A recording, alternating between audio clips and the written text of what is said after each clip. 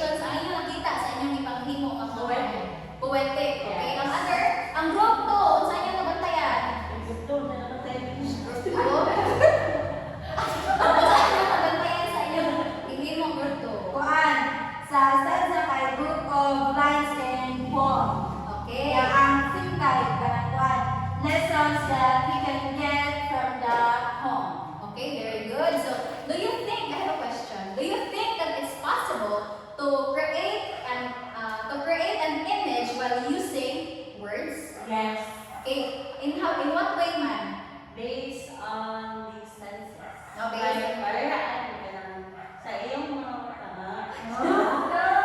Pagpaliwanag ka natin mo na more makita mo sa iyong mata. You are The only one. You are the only ones. Murag inspired din nga seksyon na mo galing no ko ba. siya sa I see you there. Okay. Okay, so just like how we were eager on making the poems, let us now dive into the world of elements of poetry and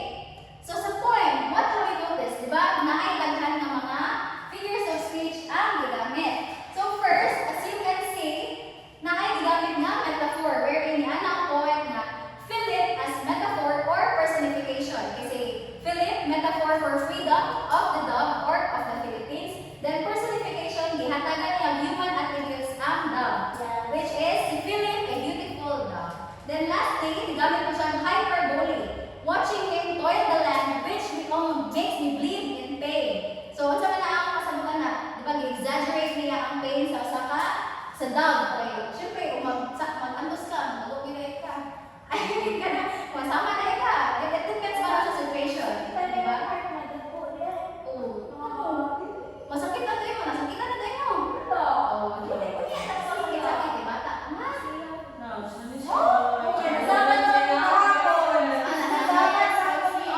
Okay, okay na. Take your CR. Okay.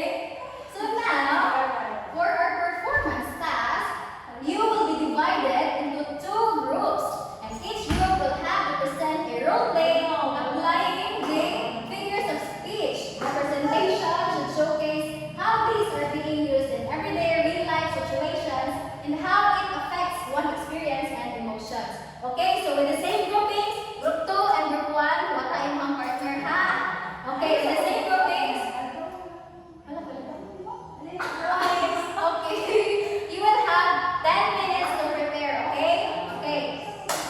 Timer starts now. Okay, prepare mo ha? Okay, mo din ha? Nag-practice. Very good. Ang group 2. Okay, dili-dili silang palutig ba? Okay. Take your time. Okay. Asa naman ito mag-CR? Ha?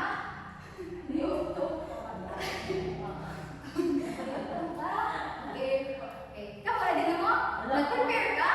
Okay, very good. Nag-prepare. Dili, dito mabuhat sa itong grupo. Sila na siguro. Oh, sila na pag na. Ay, ganihan naman naman. Grabe na kayo inyo ang pagkuha sa mga points ba?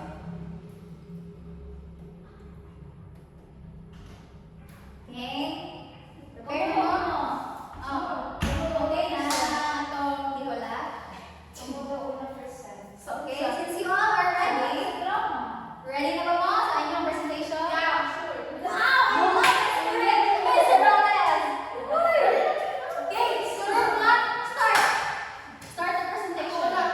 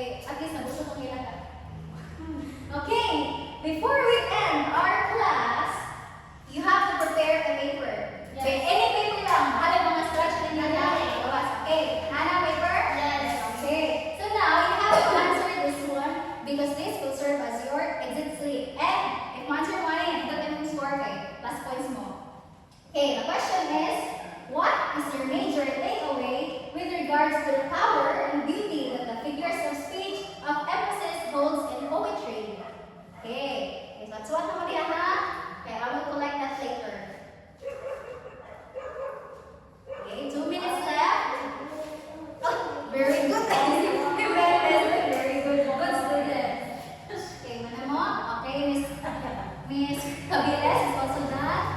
Very good, Mr. Robles.